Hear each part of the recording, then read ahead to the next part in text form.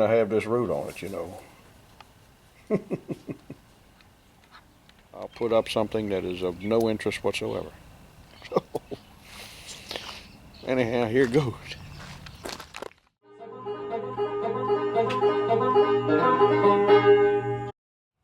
Hey, it's Friday. It's Friday in the springtime. And look at my strawberries. My strawberry plants are coming along nice. Even a couple blooms on a few of them.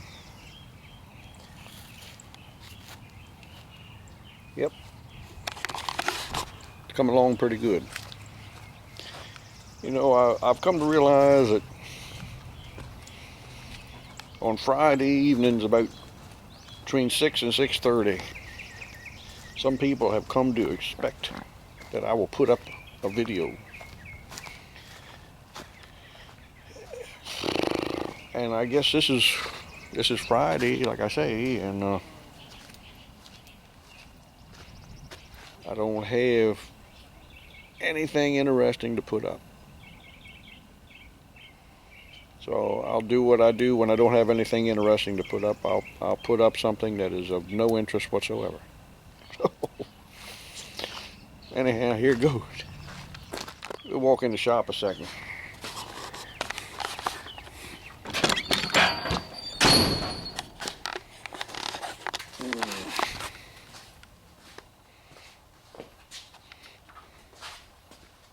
I don't think anybody's out here. I don't know. I've been bracing up the brake pedals on my Deere power tractor. They were bending on me last year. Instead of applying brakes, they're kind of thin. So I braced them up a little bit. Hopefully they won't bend. And I gotta rebuild one side of the master cylinder. It's messing up, so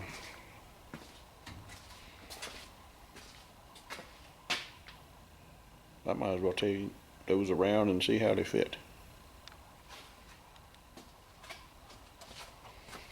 We do have our tester pump test bench here in our location, and next time I've got something on there, I'll put up a little video about it, running it. So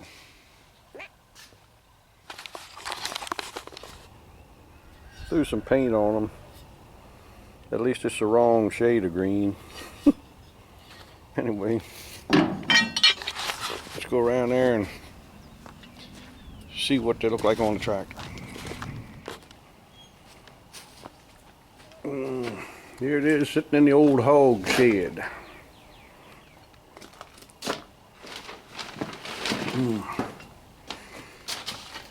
I really like these old tires.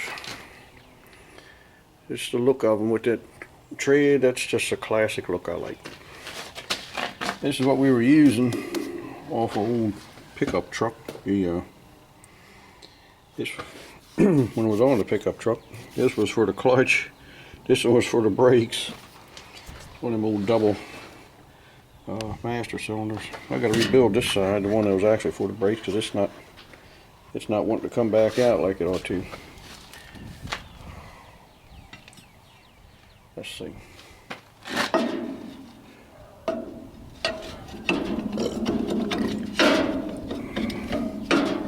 Let's see something here. Seems to be working all right. Yeah, the darn thing was bending. It was bending this way when I was pushing on it, and it wasn't allowing it to really apply too many brakes. But anyhow, this one's good. I'll check the other one. Why not? I thought y'all might like a nice close-up of some of the fine body work we did. Not many people can seamlessly add a little addition to the hood there, a little I bet y'all never even would have noticed if I didn't point it out. That it has a little tiny little bubble in the hood there. Yes, sir. Work like that doesn't come cheap.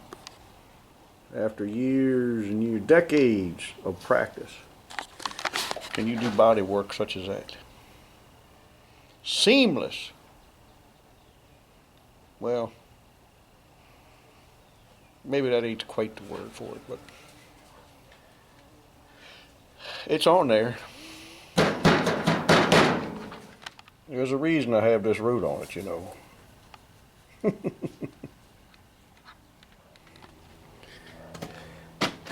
Red clay.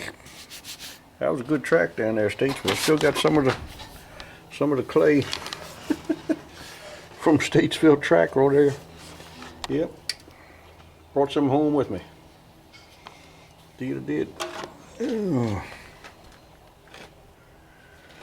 Yep.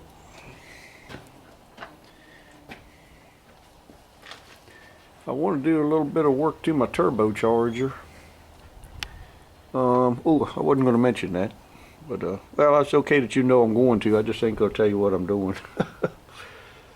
It's one of them old backwards spinning ones, like I say. It's a little bit of an oddball, like everything else I fool with. Going to do something with the injection pump also, and this is a 40 something. That's what it is, by golly. It's a 40 something diesel. But yeah, sir. This is my spare parts area. You can see. This is the head that I got when I got the Deere Power 1. It has been used as a mud dauber's haven for a while, but it had some cracks in it. And the block from Deere Power 1, when I got it's back there, and it wasn't fit to use. There was a lot of that tractor that wasn't fit to use. But we kept all the usable parts that we had and used it on our resurrection, let's call it, of that tractor. Oh, this here's my Spark Ignition 619. I'll get that thing out and get it cranked up here one of these days. I'm sure it's stuck. Just from sitting, I don't think it'd be too much to break him loose, but had a centrifugal supercharger on, belt driven centrifugal supercharger, and a couple of 4-barrel carburetors up there. And it sounded like a Allison. Yeah, them V12s and straight 6s, they kind of got a little bit of a different note to them when they run. This kind of had a little bit of a little reminiscent of an Allison sound, but it was running, so. Yes, indeed. Nice hot HEI distributor there. A hot lick back in the day. Anyway. Yep. Yeah, this was the old pig pen. We raised many a hog in here. But now it's full of deer stuff. Yeah, sir. If there's ever a time you see something that interests you that you'd like to take ownership of, please don't hesitate to let me know. We can, I got a lot I want to get rid of. There's a nice hood for a 5020 back here. It's been sitting under this cover for a long time. That's mostly dust on it. It'd probably wash up halfway right. It's not banged up or anything. It's pretty good if you need one. I didn't want to use it on my buckshot. I always thought it was just too darn big and wide. I don't know. I was fortunate enough to find a 70-20 hood on the eastern shore that had been taken off a tractor behind a dealership, but somebody had run into a pole or something right dead center of the hood and mashed the front end in V-shaped. I was able to get it straight, hammered out, and that's what I got on buckshot. And I made the front, whatever you call this piece here, out of a road sign. I still got the original one. Yeah, there it is. From the 5020. Had Maximus on there. Neighbor tried to convince me to call the tractor Maximus, but I wouldn't do it. So I had to make one of them. It was a little bit too wide for that hood I put on there. Had to make it out of road sign.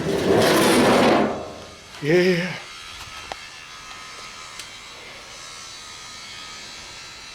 Too much of everything. I've got a little bit of everything and too much of it. So, anybody like a nice souvenir head from an old super stocker? Let me know. It can be yours for not much money. Just a little over scrap.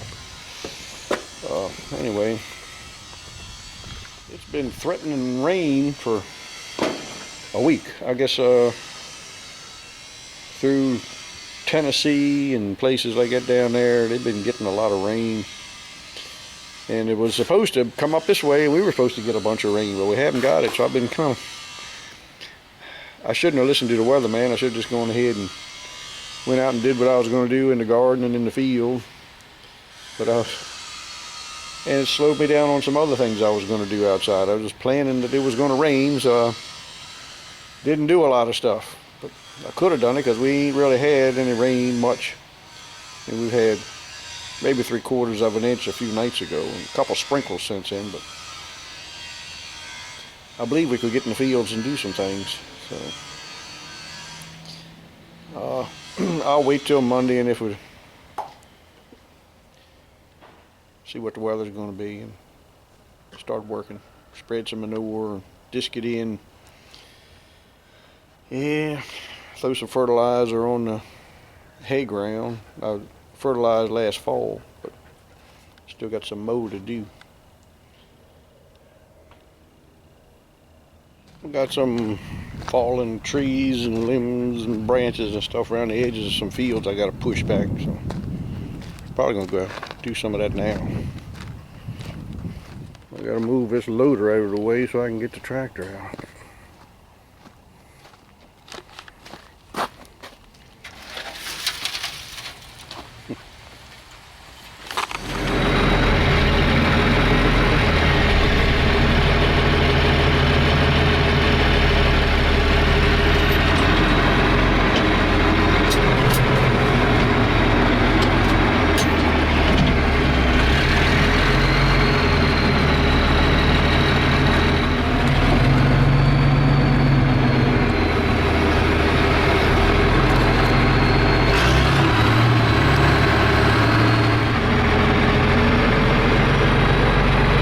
That back there a little bit. You cannot tell how steep a hill I'm going down in this video, but tremendous steep. We got all kinds of wonderful black raspberry bushes all along here. Wineberries and black raspberries. It's wonderful. Can't even see me. That is wonderful. I'll go around a couple more fields and see if there's anything else I need to push back.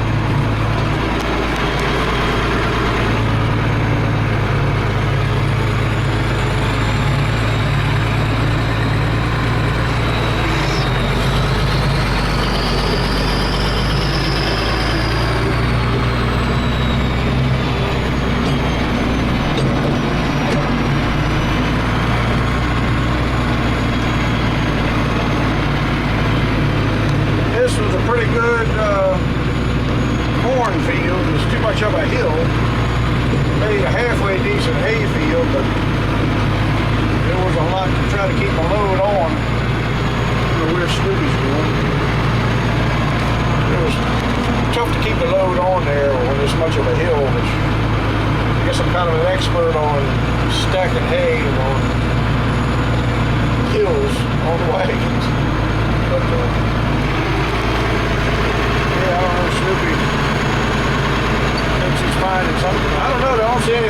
down here to push in.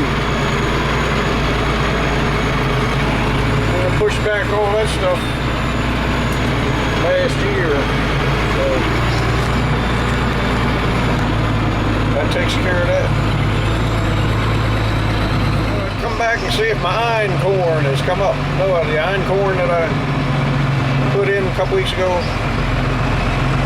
looks like it's coming up.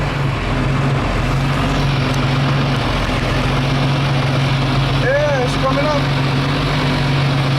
Don't know if it'll make anything, but it's coming up. Yep. Now if it'll make a head, get some green on it, we'll be set.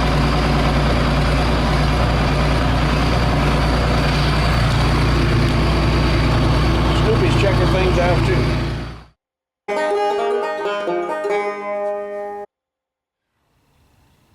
For those of you who haven't gotten bored to tears and turned to something else to watch,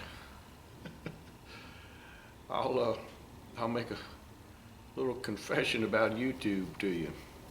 Let me explain to you how YouTube works. I didn't really know how it worked when I first started out. First of all, I didn't intend to have a YouTube channel or anything. I mean, we had one up called the Southern Maryland Maniacs, so we just kind of put stuff up about when we were having tractor pulls. We'd put up the footage and put up some old footage of some pulls and whatnot, and it was loosely associated with the Grimes engineering business. We're trying to more consolidate that now and have that more affiliated with that, put more and more things up about things we're doing at Grimes engineering with pulling and stuff, and there should be a lot more of that this summer.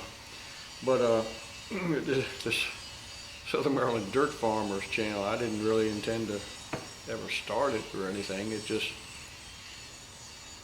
I don't know, several years ago on the 4th of July, I got out the combine, the old 40 combine, to harvest a little teeny patch of wheat that we have for the sole purpose of the ladies of the household would grind the wheat and make flour and then do their baking and stuff with that.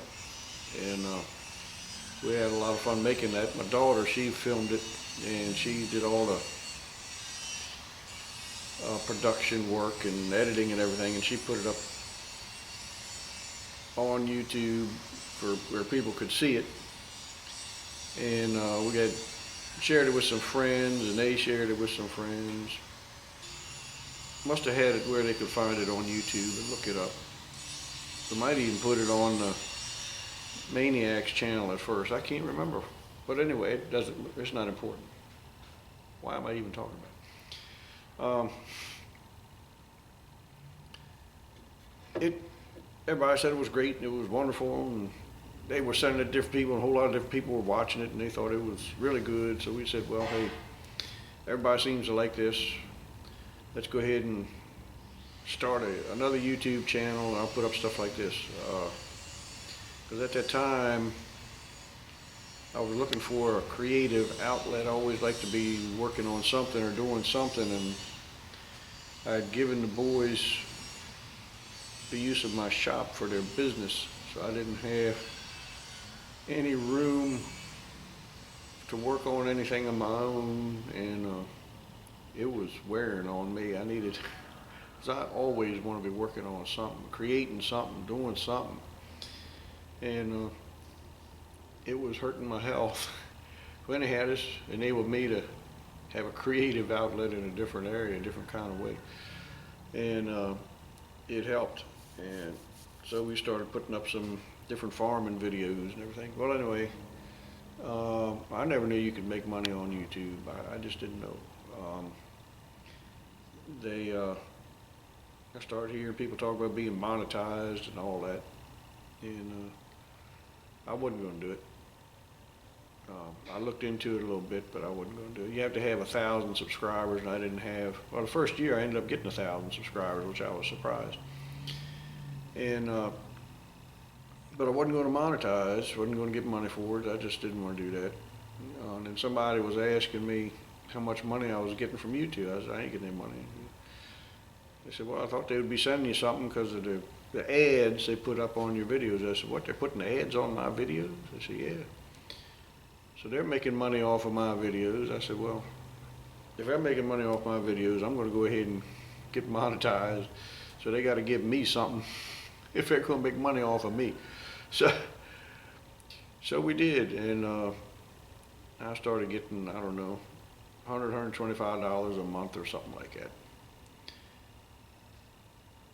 Not much, but I mean, you know, go out to the restaurant one night out of a month or something, you know. Yeah, and then things started building a little bit more, and I got it up to $200 or $300 a month, and then got it up to $500, $600 a month. It started feeling pretty good. Made it worthwhile, you know. To build your channel or whatever, you got to put up regular videos, and I was running out of stuff to put up there. So sometimes I would come just put up something I was embarrassed to put up. Really, it wasn't anything. It was just a darn me walking around the farm showing you junk, and wasn't hardly much of anything. And or I'd be driving somewhere and I'd just be talking as I'm driving a road trip. And I'm thinking, man, why am I putting this up? This is not a real good quality video. Why am I doing this? But then people seem to like it. I don't know why, but they seem to really enjoy it. So I'm kind of torn between I know people are expecting me to put something up a couple times a week, especially on Friday evenings. It seems like it's what it has worked out to. And then on Sunday mornings, you got tractor church. But during the week, if I don't have something interesting on the farm or in the shop going on to be interesting for a video, Friday evening comes and I don't have anything put up. So I'm torn. Should I just grab the camera, walk around the farm and film all the junk I got and put that up? Or should I wait until I actually have something really interesting, using some old equipment, doing field work or whatever? Sometimes it goes that I just put up something like tonight.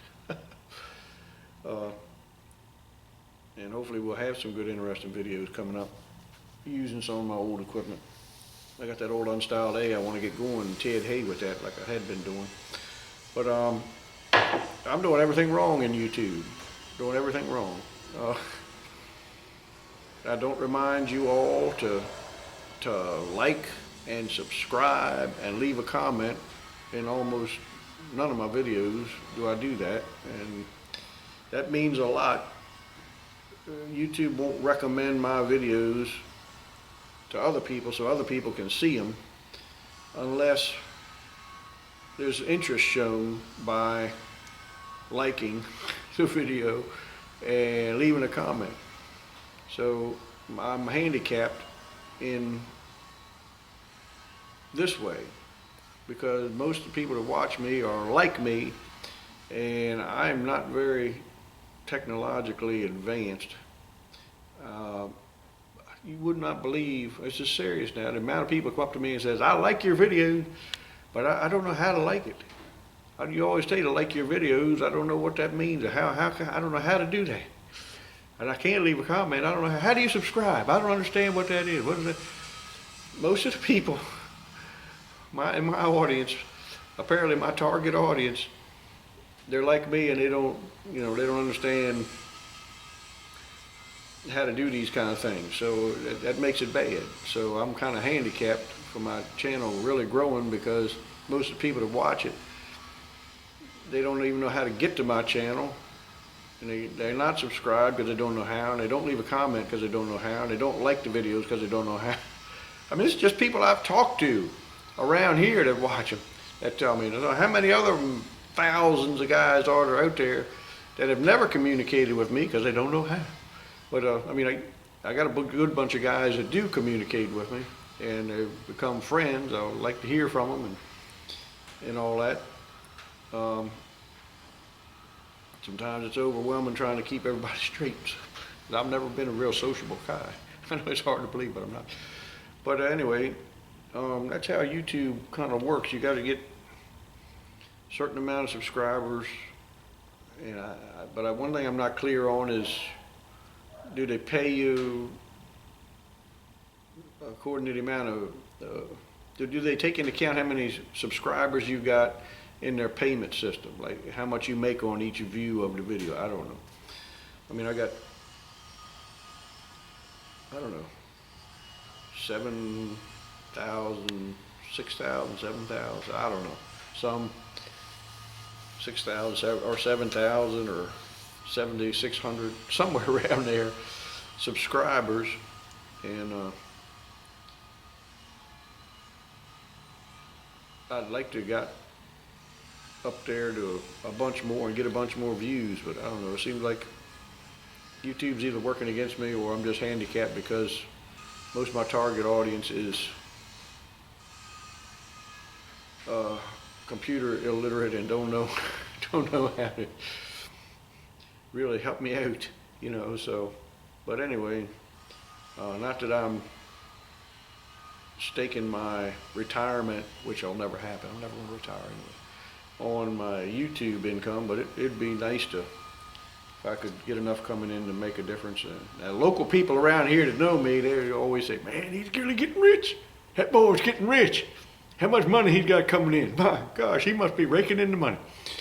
But it's not. Some people are making a lot of money, but it ain't me. But it'd be nice. It would help me afford a farm. But anyway,